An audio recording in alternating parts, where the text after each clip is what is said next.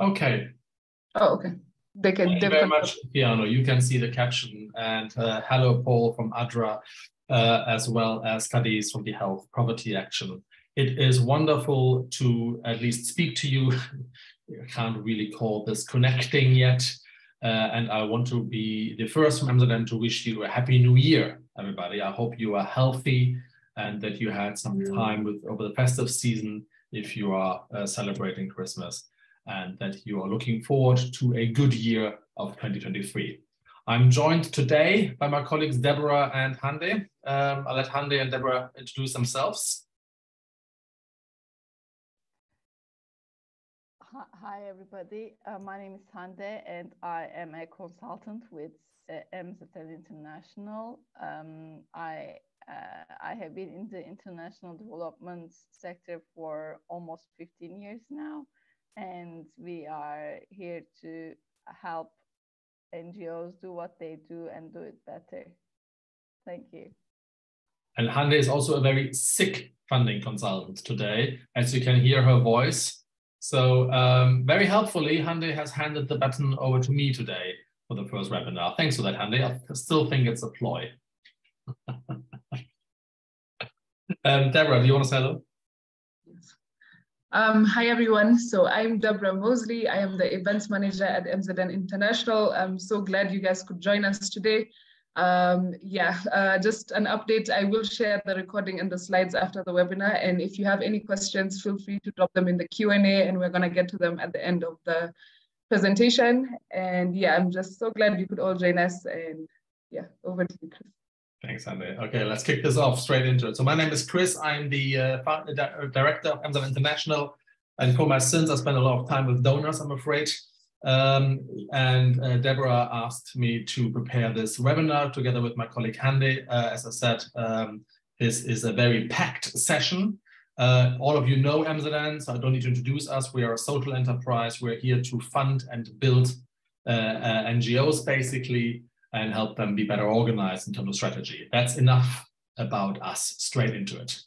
Now, this is a sort of brief and a pragmatic overview of 2023. If you are looking for a very quick, very high level, very general view on what donors have done and are likely to do this year and have done in 2022, then you're in the right space.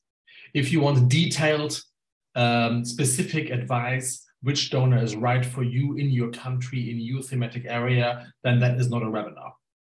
So just to set the expectations right, my tasks for today are to give you a general global funding trend overview and to provide as much as possible an outlook from some selected donors. Obviously, we've taken the biggest ones first. This webinar is focused on institutional donors. MZN's funding support to NGOs includes both fundraising, unrestricted, as well as institutional funding. This webinar is focused on institutional funding. If you need help with the other side, or if you need general help with attracting funding, identifying bidding opportunities, then please feel free to reach out to my colleague Deborah, or just search MZN's funding support. Moving straight in. There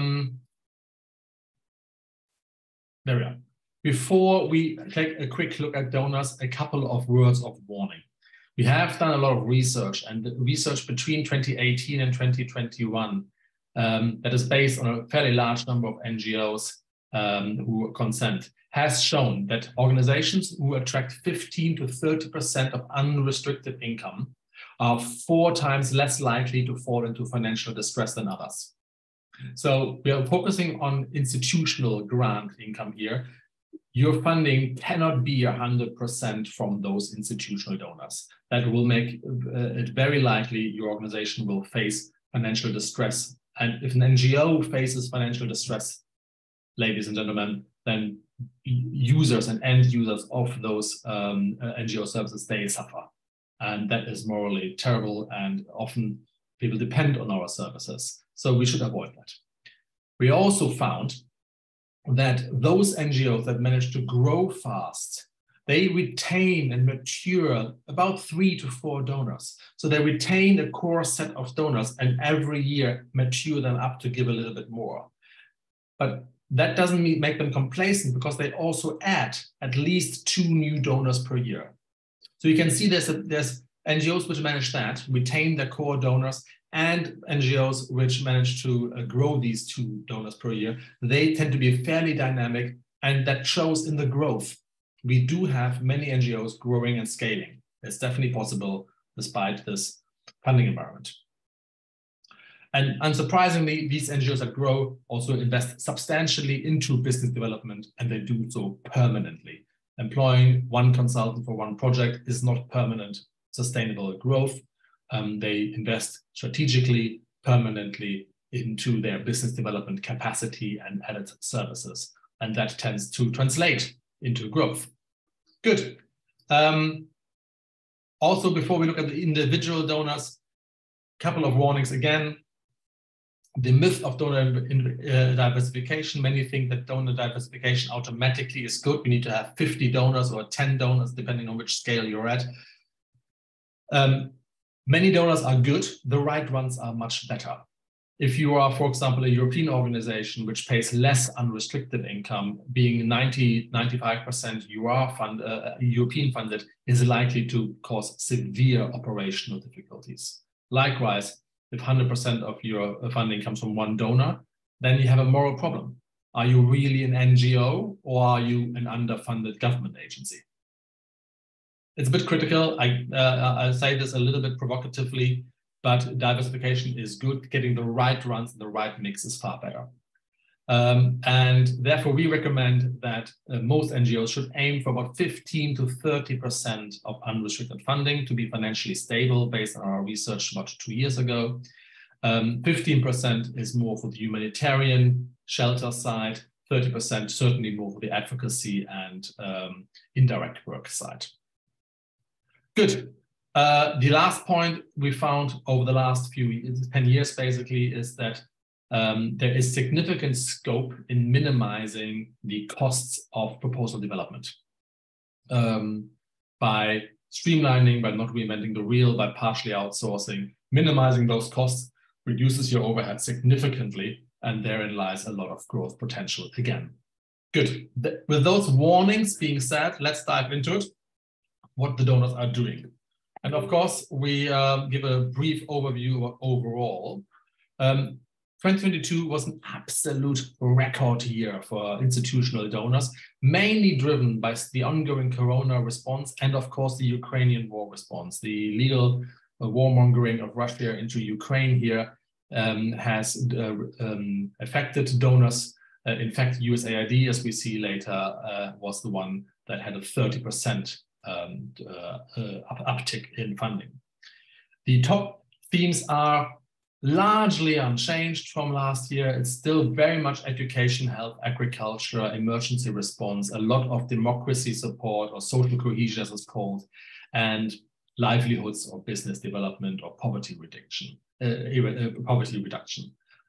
Those themes continue to trend. They have been since 2017, 2016 across the donors. That hasn't gone away, even in the Ukrainian response. The trends for next year, you will not be surprised. They are basically climate change, response, localization is high on the agenda, and that all-important private sector collaboration. On the last one, I would actually say that if your organization has no plan whatsoever to work with the private sector, something is going wrong. Unless you are a purely emergency humanitarian response organization on the short notice, there needs to be private sector collaboration, partnering with companies somewhere in there. Otherwise, you'll find it difficult convincing the donors. Interestingly enough, the timelines for proposal submissions are becoming even shorter. We've noticed this with the EU. We'll look into that one in a second. It used to go back from the mid-teens, so 15, 16, it used to have 45, 60 days. It reduced down to 35 to 40 days by the end of 2020. And we are now seeing proposals pushed out with 20, 25 days response time. So donors are pushing not just the compliance obligations upon us more, they're also asking us to do so faster.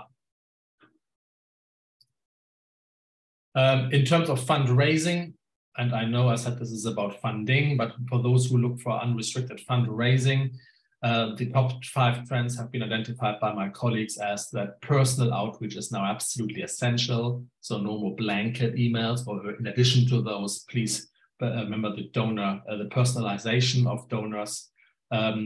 Needless to say that donor retention absolutely beats acquisition, even if your donors give less. It is a lot cheaper to retain a small-scale donor than to acquire a new one.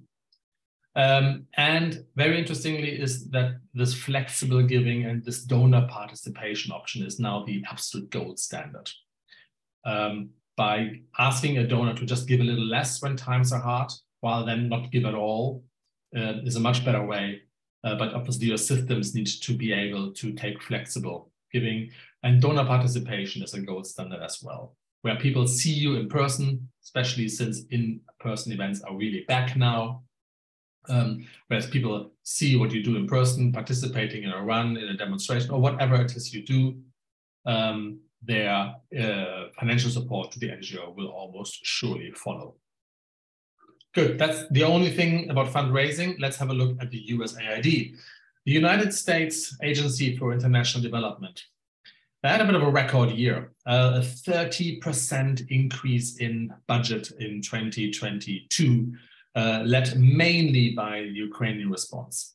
Most recipients of that continue to be the multilateral institutions, but there are 10 large INGOs, including 3 or 4 new ones that broke into the fold that got multi-million awards.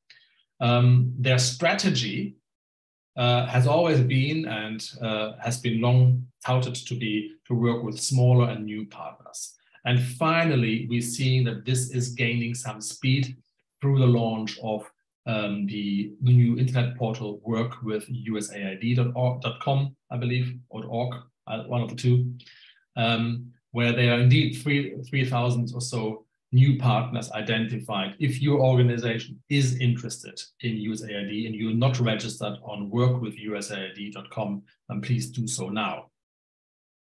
The top thematic themes are unchanged from last year: promoting economic growth and development.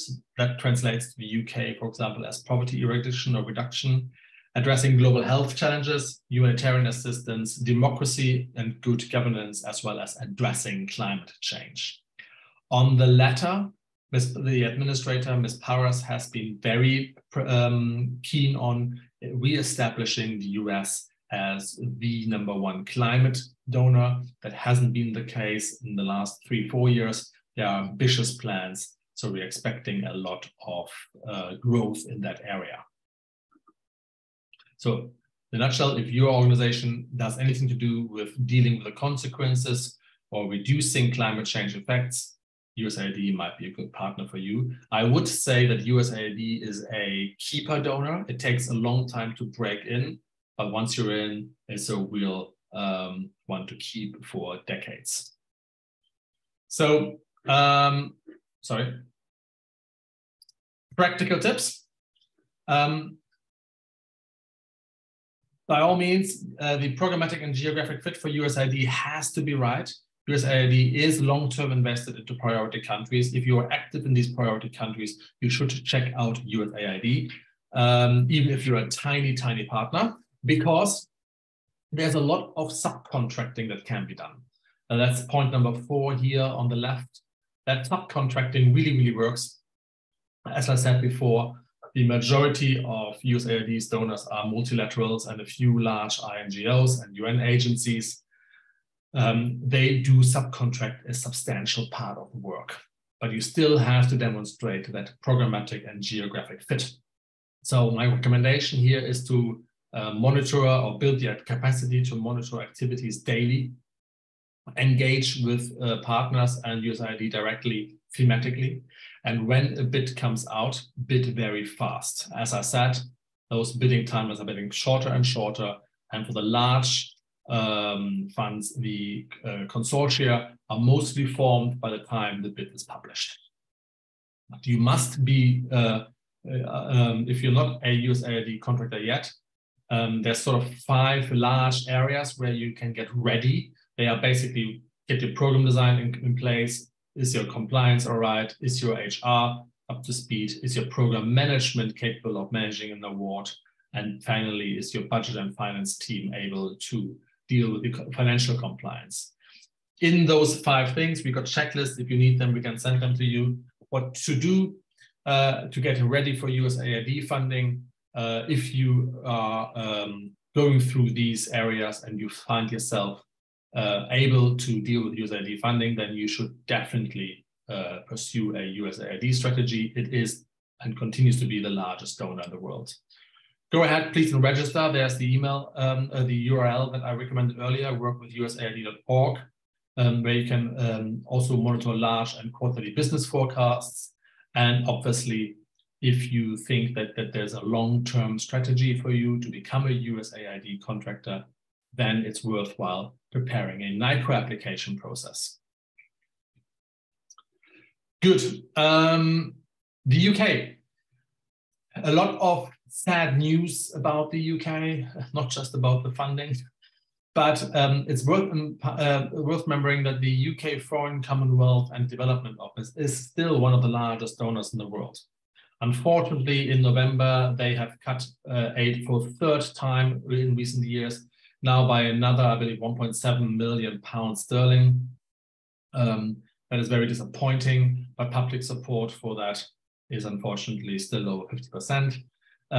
There are more cuts that are expected from the UK government, His Majesty's government, because the experts are basically expecting the UK to dive into a deep recession that is Brexit amplified, and that will curtail the government's tax base and income even more, making further cuts likely. More frustrating as well is that a large part of the UK aid is actually spent in the UK at the moment, but that is a political conversation for another time. Nonetheless, still one of the world's biggest donors, and some innovative and interesting funding still comes out of London. The education gender programming is probably the one that the UK government has been supporting most for decades, and they are probably the thematic leader here in the world, I think it's fair to say. Their long-established Conflict Stability and Security Fund is another one to address if you are active in peace, community harmony, peace promotion, conflict reduction, or anything of the sort. Very interesting for small NGOs in particular is the Innovation Fund for Impact and the Small Charities Challenge Fund. The link is in the slides. When you get the slides from my colleague Deborah later today or tomorrow, you can just click the link and follow that. The Innovation Fund is interesting insofar as that you can apply for it at any time with an idea. It gives a small award. It's not the biggest amount of funding, but it allows you to try something out. And the application procedure is fairly straightforward. However, do please expect fierce competition and shorter bidding timelines again. The UK has one of the largest NGO base in the geographic Europe, and a government that is not funding them properly. So there is a lot of fierce competition. Good. Moving swiftly on, because we have a lot of ground to cover. The second largest donor in the world is the European Union, of course. If taken together with the EU member states, in fact, then it is the largest donor in the world. And it has updated its key focus area leading up to 2024, which uses slightly different names than USAID or the UK government, but pretty much the same thing. So when we look at developing a strong and vibrant economic base, that is your economic strengthening, business support, poverty eradication work. It does so particularly in the area of influence of the European Union, so Middle East, North Africa, and the South America, some countries, there are particularly on key programs. The EU is probably the donor that is most committed to or has most programmatic expertise in building a neutral, climate neutral, green and fair social Europe, and reflecting that in its foreign aid. There is a string of compliance reasons coming down this year to prove that the development aid is being decarbonized and is being fairly done with supply chain laws affecting lots of program. In other words, promoting European interest. So if you are a EU contractor, if you want more EU contracting, if you're strong on that, you can possibly award yourself a few more points in the proposal application process. The EU has a ton of programs. My colleague Hande was so kind as to produce an overview here. You don't need to learn or copy this all off right now, but this is just an overview of the various funding programs, ranging from customs program to Europe Direct to Horizon, the research program, to the justice program, to promotion of agricultural programs in which some aid falls.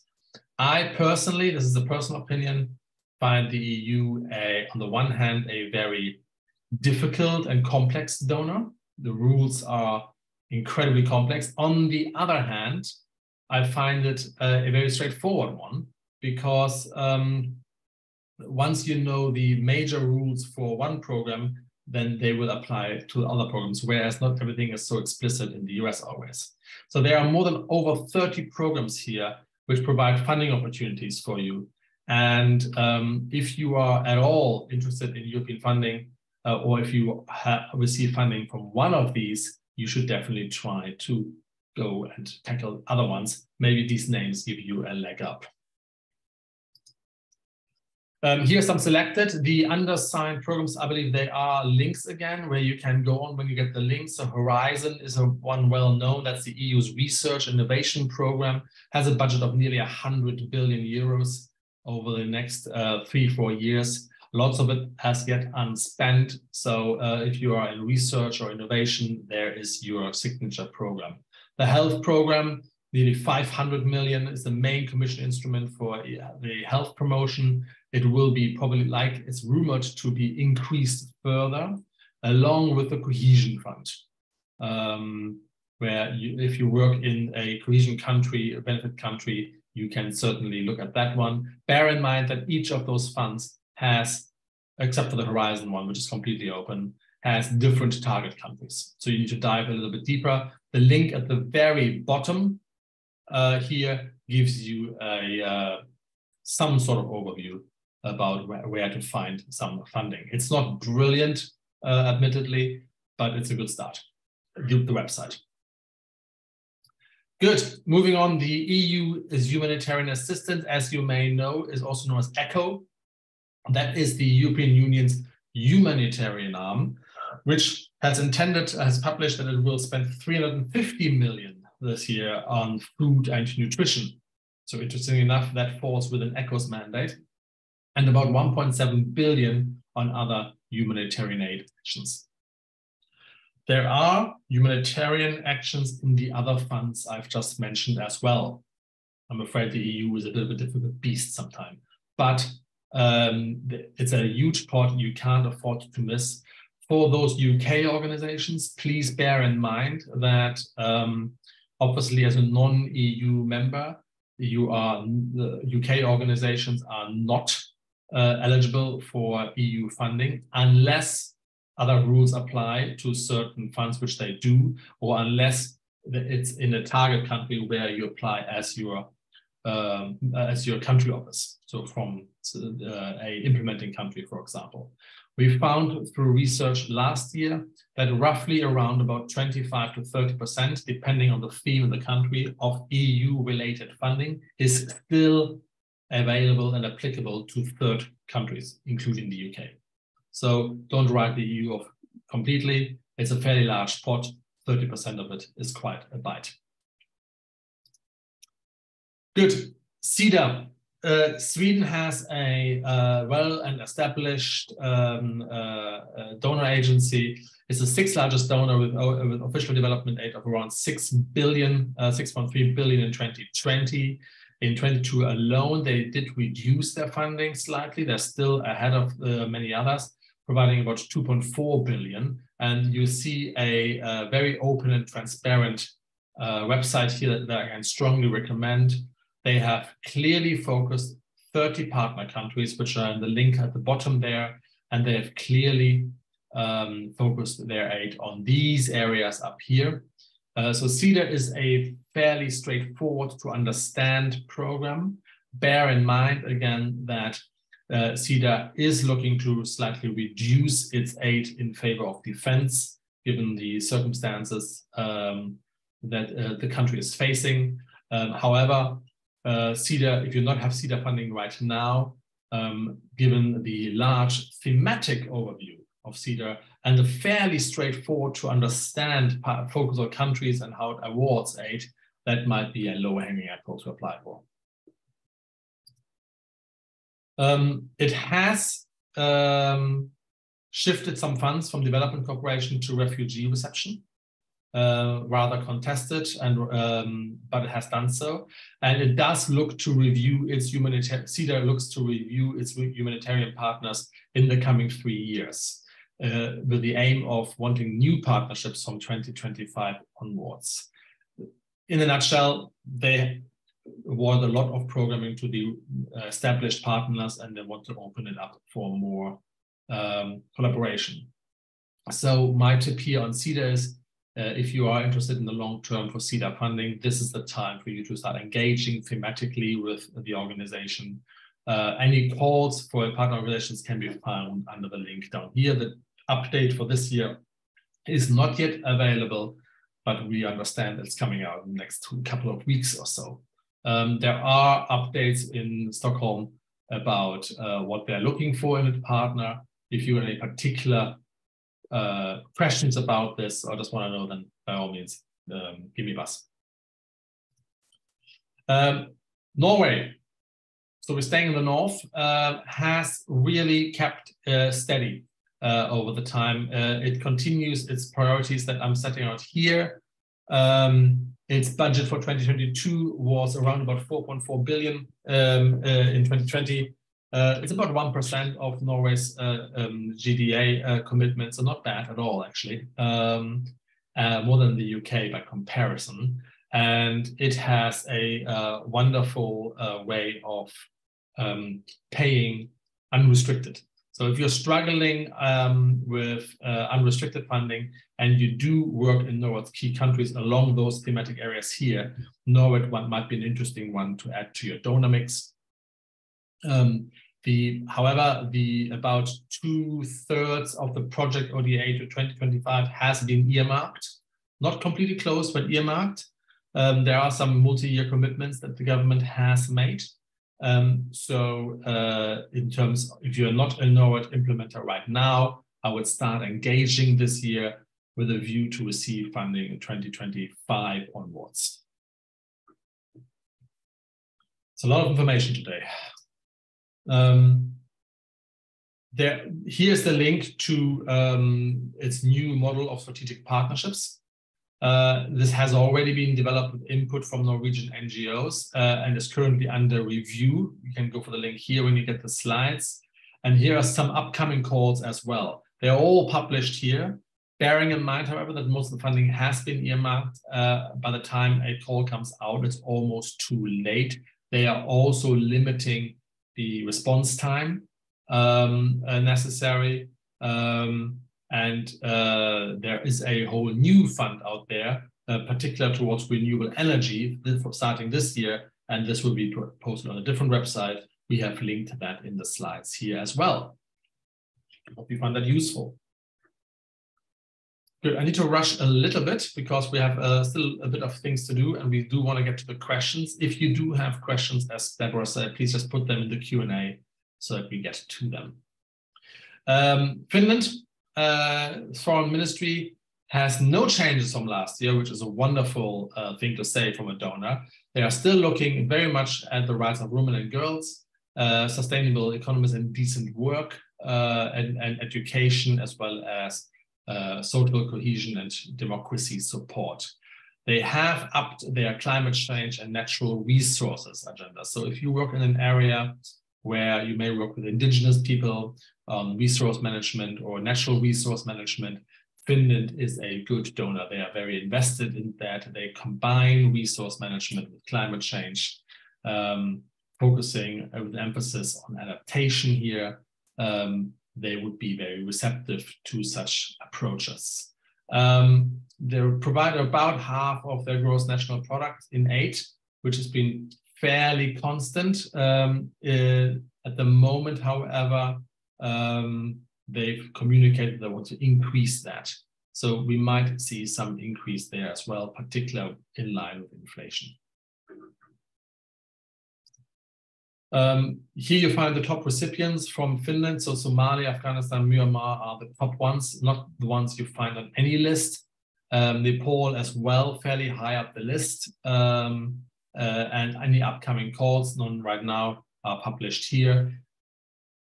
Once more, I think it's fair to say that with Finland, or all the donors really, if one isn't thematically engaged, if one doesn't prepare for the upcoming proposals, if one doesn't have an idea of what's coming up over the next 45 to 90 days, then the likelihood is that by the time this is published on a website like this, it's already too late, because program design doesn't happen that fast. Good. Moving on, we have a lot to get through today, and I appreciate that that is a bit much information for the new year. The Germans. As you know, the Germans have various, we've made this complicated. I apologize on behalf of my home country. We don't have one donor agency, we have 5.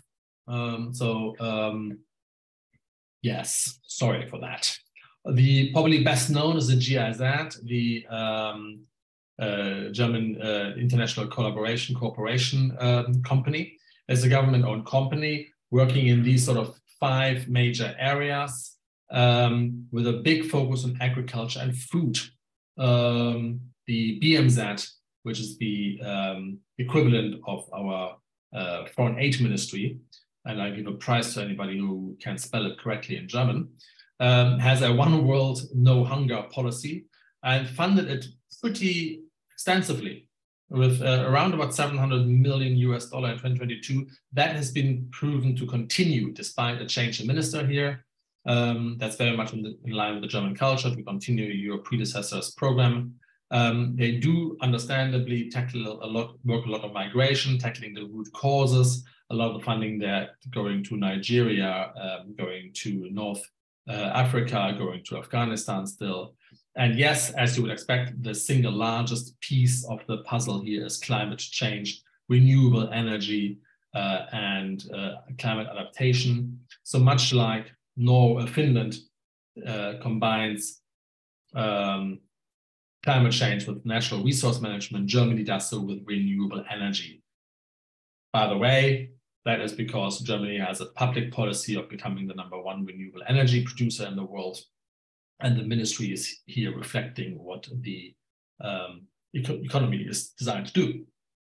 There is a pledge to renew that fund with several billions that is politically uncontested. I'm sure it will go through. So if you do produce, if you're working climate change, if you have something to do with energy, even if it's just low carbon cooking stoves or something like this, then German funding through the GIZ might be a good way of adding to your funding portfolio. They have a large number of projects. So unlike most Anglo-Saxon donors, they don't really pool their awards to a few big ones. They have a fairly high number of grantees and seem to be able to deal with this. There is, however, a 14% on average, by the way, that's not an absolute 14% co-financing requirement in most programs that can be negotiated given special reasons. There are some calls here. The website is pretty bad. The European Journal will help you here as well.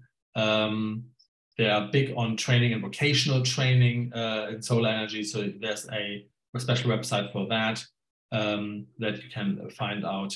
And here you find the program countries.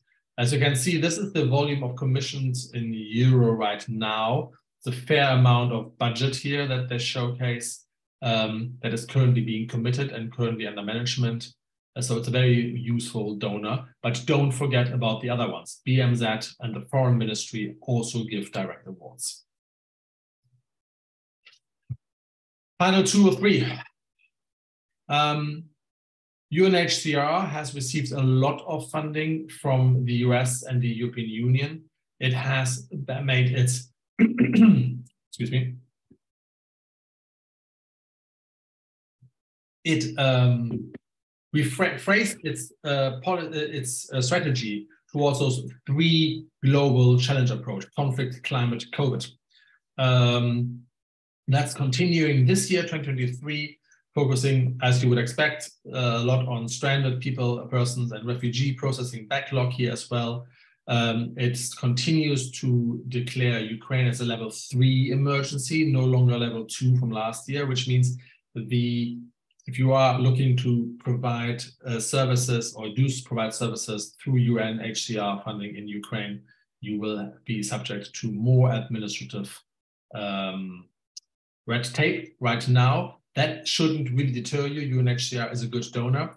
They are moving internally very fast towards digitalization and online services, helping countries process refugees, unaccompanied children, and obviously, again, Ukraine.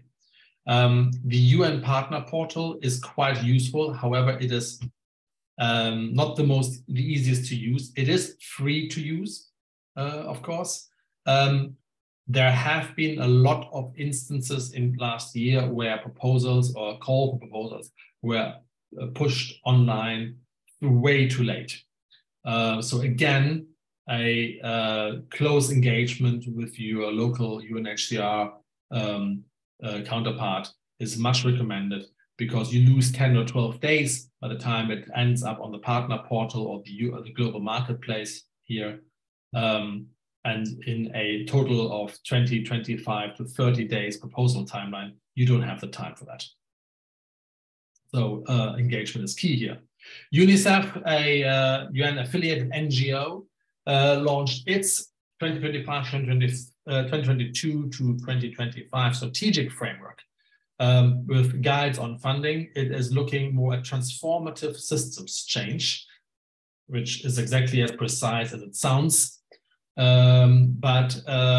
Looking at particularly addressing the underlying causes of children's mortality, poverty, vulnerability, gender inequality, and exclusion. So system change is a big subject here for UNICEF over the next 3 to 5 years. I would expect that to continue past 2025. Your proposals need to reflect that. A recovery strategy is also in place. Again, that is something to mention in your proposals. Recent strategic shifts here are again towards digitalization and climate change and urbanization. Again, the United Nations marketplace is very useful. Same thing applies to what I just said, though. There's a lot of information today. That's it. We've done European Union, we've done USAID, GIZ, all Nordic donors. We didn't look into Danida. We didn't look into the French, we didn't look into the Austrians, we didn't look into the Japanese or Australians. However, I do hope that gives you a bit of a look and an impression of what donors are up to this year. The common thread is that the bidding timelines are getting shorter and shorter. So if you are looking for more funding this year, that probably requires an investment into your business development capacity. And bear in mind that the portal's monitoring is absolutely key, something you can certainly outsource if you want to, but if you don't, it's going to be a daily task to look at various portals. Many of the important links are mentioned on our website, which my colleague Deborah will share. And of course, if you need any more advice, you can reach out to us. Please do stay in touch. I hope you found this webinar useful. We're going to get to the questions in 1 second. Deborah is already preparing them, I can tell. There is another webinar coming up in 2 or 3 weeks' time looking at turning around NGOs that experience financial difficulties. And then on the 15th of February, my colleague is taking you through the top 10 tips to improve the budget, the proposal budget. Very useful, a bit more specific to a proposal. I hope you found this useful. Thank you very much. Let's get to the questions. Thanks, Chris. So first question was posted anonymously. They asked, would you say that most funding last year went to Corona and Ukraine? We found it hard to secure new funding last year as we don't work in these areas. Right, yeah, no, it did. And that's likely to continue this year. So that's the bad news. If you only work those areas, maybe you can diversify and or tackle those donors that still do a lot of other things. So the UN agencies are particularly good. The smaller agencies are, and the smaller institutional donors are very good as well. Bear in mind that USAID, whilst giving a lot of COVID and Ukraine response funding, hasn't actually reduced its commitments to non-COVID, non-Ukrainian response. It has experienced an upgrade in budget. So just because they do, I think there are still funds available. But overall, of course, the funding situation in 2023 is difficult, but really not without opportunities. Okay, great, thanks. Next question is from Lore. They ask, is there an online resource or subscription similar to Funds for NGOs that you would recommend for fundraisers to keep abreast of trends and upcoming calls? No, there isn't one. There are about 5 or 6 which in combination make sense. DEVEX is reasonably good on US funding, probably could do better on other funding. Funds for NGO is pretty good on some foundations, not all. Triple Funds is very good on other foundations, misses some other ones. There's 2 general ways of monitoring for funding. Number 1, you can subscribe to all 4 or 5 and monitor every day. That's a full-time job for your organization. So let's be realistic about it. This is not something you can do on a Friday afternoon. Or you outsource the whole process. There are or employ a consultant to do this, someone who does this for more than clients. We do that as well, as you know. But monitoring these funds and not just looking at the databases, but also looking at the press releases, going to the events, looking at the committees, looking at the European Union HIPs, the financing decisions, understanding all that is a full-time job. It's very worthwhile doing. And you have to do it either in-house or out-of-house. If you're a mid-sized or even when you're a large organization, doing it outside is probably cheaper. Great, thank you. Next question is from Paula. They ask, what is your take on USAID APS that seem not to have any addendum attached? I have been waiting on one since July 2022. It expires in June 2023. It has 25 million attached to it, but no addendums have been published yet. What's your take?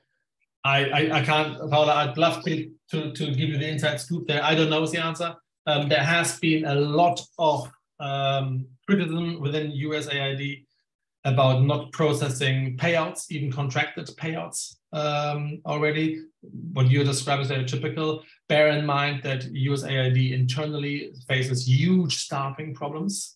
Something akin to labor action is taking place in the recent past and likely again. People being barred from holidays, that cause a lot of upheaval. It's not a it's a difficult place at the moment. So there has been work that is being left undone. I don't think that that is a political decision to not process that work, Paola. So maybe a matter of being patient, which is hard to hear, I get it. But bear in mind that the donor, USAID, has severe staffing shortages at the moment. Hey, thanks. Next question is from Paz. They ask, would be interesting to have your perspective on what of these donors can be approached by only their country NGOs. For example, French NGO applying to UK funding. Some donors can be quite restrictive with the NGOs that can practically secure funding from them. Yeah, sorry, let me finish. Which one of the ones mentioned are more open to all nationalities and which ones? Yeah, you can now actually switch on the video. Yes, the donors are incredibly tight about their rules of domestic origin, no one more so than the European Union in many forms. So the standard model is that if you want EU funding, you need to be an NGO that is generally controlled and managed in a member country. However, there are rules even with the EU and other ones like in America as well, or the UK as well, where if it's a difficult country to work in, if there are, or if the action has good reasons to be localized, then you can apply as a implementing country even with the headquarter is based in, say, non-EU or non-US base. So I wouldn't write off the domestic rules completely. NGOs are not tied to the donor of their origin only. They can certainly tackle other funding. They must tackle other funding. And finally, bear in mind that you can always build a coalition. You can always build a consortia to get the domicile that you need. Okay, thanks. Next question is from Kate. They ask, I'm interested to know what you mean by engage with the donors. For example, NORAD, particularly as most funds are allocated by the time the calls come out. Yes. Donors don't write programs in isolation. The UK, the US, the European Union, the Brussels, they do go to a lot of conferences. They do go a lot of committee meetings. They spend a lot of time engaging with NGOs, researchers to write position papers and then develop programming on the basis of that. Engaging with the donor means attending these committees, attending those working groups, attending those conferences, or at least speaking to someone who regularly does. The be-all and end-all is that if we want to secure and partner with a donor, we must be interested in what this donor has to say. And that goes beyond just reading the TORs. So at the minimum, one should also attend the major conferences. There's 3 or 4 signature events every year. Or again, outsource it. Get the donor intelligence you need from people who do this full time. This doesn't have to be Amsterdam. It can be, but it doesn't have to be. There's consultants, freelance consultants all over the world who are very knowledgeable and I can happily recommend, if you like, where you can just get that knowledge. The question here is one of sharing the workload. It's increasingly very difficult to run programs, run a successful NGO, or run in this world that is so disrupted, that is so climate sensitive, that is so changing so rapidly, and then do all the engagement work here. So rather than trying to manically manage that, think about what you can outsource, what you can insource, and then maybe change the things, do the work where you're good at, and let other people specialize in the rest. That would be my advice. Next question is, slide 1 recommends retaining 3 to 4 donors. What percentage of funding do they roughly represent from your experience? Whoa, I didn't get that fast, Deborah. You're talking like a speed train. Sorry, Chris. Slide 1 recommends retaining 3 to 4 donors. Yep. What percentage of funding do they roughly represent from your experience? Oh, that's a very good one. So it's a really good question. Who asked that question? Aaron. It's a really good question.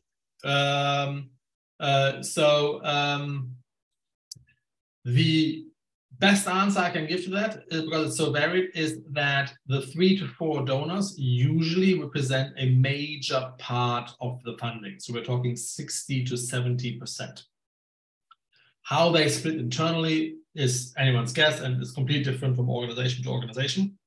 But there is this, what I wanted to say in this very first slide is, there's this myth, this misconception of diversification, as if we need 15 donors and each one no more than 10 or 20%. That is impossible. If any organization were to do that, let's imagine an organization that has 20 donors and each one has only 5% of the overall funding, or 10% of the overall funding even.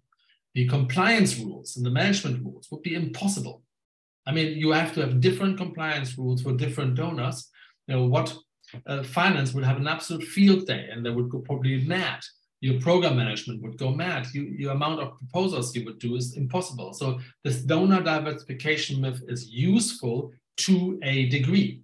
And our research has just shown that organizations that manage to keep and constantly bump up, slightly grow, 3 to 4 major donors who in their entirety spend around about 60%, 70% of the total funding, they tend to stay relatively stable. And by the way, they have stayed stable even through the COVID years.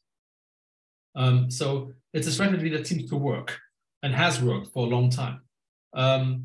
Not to be, and apologize if I used 2 more minutes here, Deborah.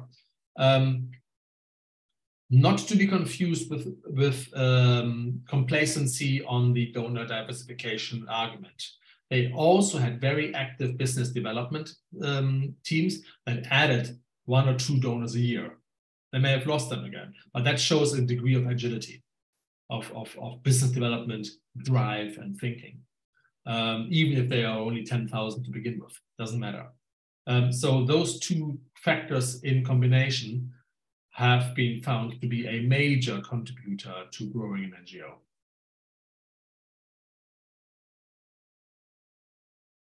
Thanks, Chris. Next question is from Eric. They ask, at the beginning of the presentation, you mentioned further information on the details of donor trends. Where can we find this?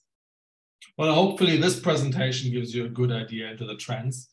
Further information comes again from engaging with people. The digitalization drive is very big right now.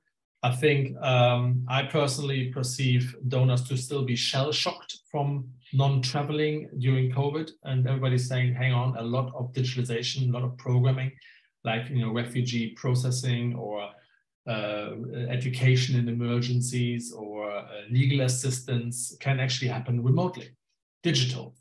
And that has really been the developed a boost here. The other one, trends, you can certainly hear of the conferences. There is Davos happening this week. So whoever there, let me know, please, who's having to Switzerland, then there is the various big conferences around the world. It's worthwhile listening to them, at least via the stream or, you know, after the conference, listening to what they're saying, because these things are important. And one sort of insider tip, I'll probably listen less to the minister in charge and more to the person beneath it, because they can tell you how the agency is actually doing.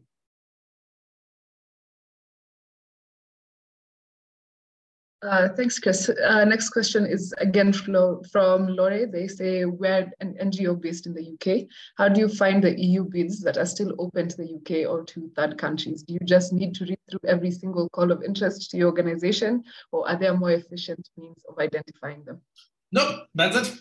You've got it, Laura. I'm afraid it gets even more complicated than that, because the EU packages and parcels funding into larger funding envelopes under one header.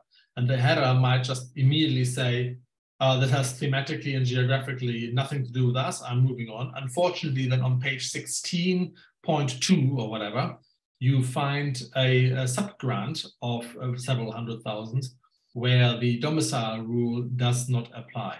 So back to the earlier question.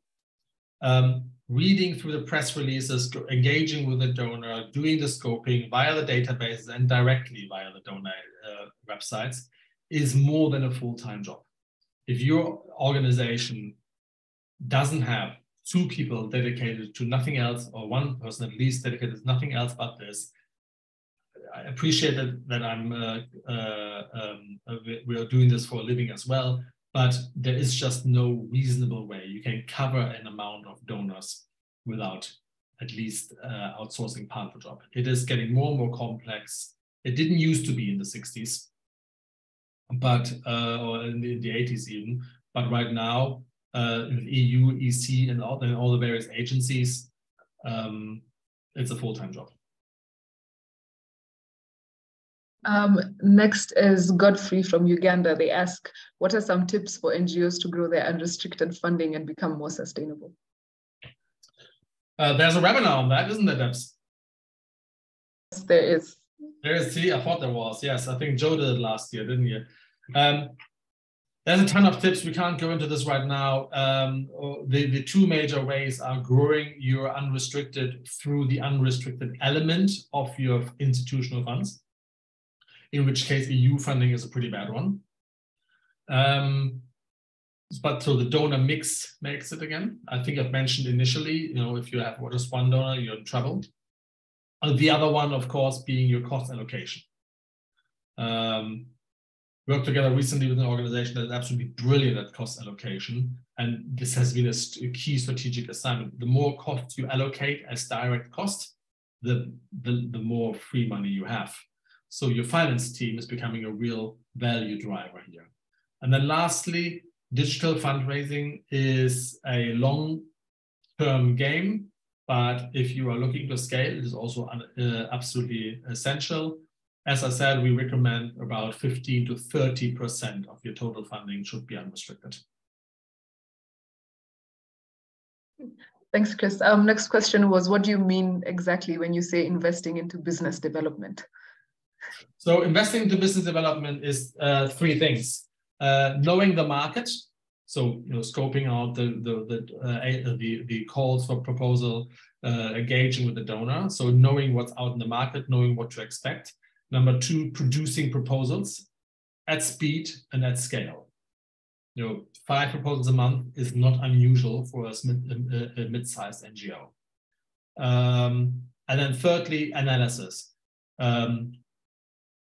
Check out which proposals have been successful, which are successfully approved, what can we learn from the data, how many submissions that we have, do we have a submission or do we have a winning problem? If your success rate, just to give you one example, there's an agency recently we worked with, they proudly told me that they have an 80–90% success rate. That is indicative of a too low submission rate. So if you want to scale as a high, then and you submit more, your win rate will go down, your absolute wins go up. So to answer your question, in a nutshell, investing into business development is knowing the market, preparing proposals and program designs, and analyzing and learning from it. Thanks, Chris. Next question is from Shalini. They ask, when you say proposal development costs should be minimized, what exactly do you mean? Very good question again. Someone has paid attention there. So strangely, many NGOs write 1 proposal for 1 donor, submit it, and then don't fully or to large parts don't use it again. And that is a bit like throwing away the car after 1 journey. I strongly recommend developing signature packages or template proposals and then going shopping. And with shopping, I mean seeing which donor is interested in this program design, tailoring the proposal with the same program design and sending it off 3, 4, 5 times. That minimizes the costs of each individual proposal. It's basically Henry Ford mass production. Very simple, one doesn't need to be a genius here. By using the same ingredients to bake more cakes, we lower the cost of the individual cake. Does that make sense, or am I just hungry, Dubs? That makes sense. Yeah, okay. Next question is from Jonathan. They ask, which 3 to 4 major conferences would you recommend attending aside from Davos? That's one for you, surely. Deborah, you're the events manager at Amsterdam. You come on, you can answer that much better than I can. I know you've sent me to a couple. So last year as Amsterdam, we attended the European Development Days. We also attended ADEX. I'm not sure if you have any other ones in mind, Chris. ADEX, and there is the online event, the Quarterly Business Forecast of USAID. Definitely attend those. And then there is the SID conference that is very useful in Washington, D.C. as well. There is the World Economic Forum happening this week. That's very useful. There's a Quant Foundation in Stuttgart or somewhere in southern Germany. If you work in the security area or peace area, there's obviously the Munich Security Conference. I think that's happening in March or April. So for any peacekeeping organization, that's the place to be. And then there is the conference on humanitarian development in Berlin happening in summer, which is, by the way, very nice. It's very hot in Berlin. So those 4 or 5 would be my first guess. There's also, if I'm very honest, the Pacific Forum in, I think it's either in Bangkok or in Singapore every year. It didn't take place last year, but that is worthwhile going to. Thanks, Chris. Next question is, how accessible are these big donors by CBOs? I'm sorry, by what? CBOs. I see, by community-based organizations. Yes, they are. The problem is your compliance and whether you have what it takes. So as a small organization, I presume you're talking about a small CBO here, it might be worthwhile going through the Are You Ready checklist for USAID or for the EU before you do. And as a CBO, your strategic advantage is that you are community-based. So I would therefore tackle those donors which pay a premium for being partner-led. These would be the Nordics, would be certainly the Germans,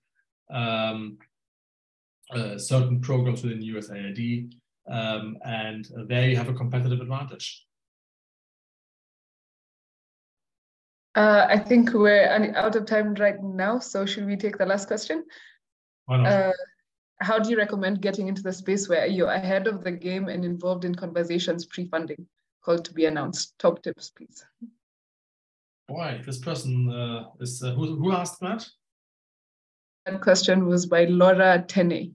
Laura, that's a great question, and I think that is definitely something we should write about one day, Debs. What do you think? An article. There is no silver bullet here. Knowledge and capacity is absolutely key. Really being engaging with the thematic conferences. So, you have certain donors like Finland, I think it was, actively asking for contributions, and you should respond to those. There's no excuse as an organization that space wanting Finnish money not to engage with them. The other one, of course, are the various conferences that I've mentioned. That's where people meet and knowing of the donors. Laura, in all honesty, it's impossible to do for all donors. So either focus on a couple where you are certain that this is where you want to go, or again, focus on a couple and outsource the rest. And I think that is likely to be a winning strategy, or has been at least for the other partners we work with. There's actually just one more question. I think we should take it. The question is, how possible is it for UK-based INGOs to secure the USAID funding without going through a consortia with the US-based organization?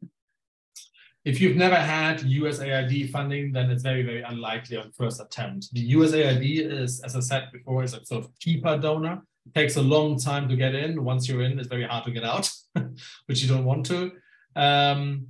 The route to graduate to USAID funding, which are big sums, by the way, they are, the awards are quite substantial on average. They're bigger on average than the EU. So it's not just a question of getting the funding, it's also a question of having the institutional capacity to deal with the funding. That is important. You should definitely go via subcontracting first, look at the large development contractors, look at the UN contractors, then get over the $60,000 level where you be named as a subcontractor to USAID, attend the conferences, get the donor intelligence, engage with their programmatic design, and then graduate upwards. Once you're over $280,000, you are in the direct award category, and then it goes very quickly up. But again, it's not just a matter of convincing the donor, it's also a matter of getting ready yourself, because the compliance rules are very rightly, by the way, substantial.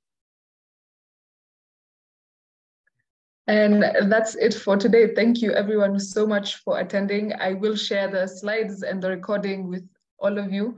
If you have any questions, don't hesitate to get in touch with either me or Chris or Hande.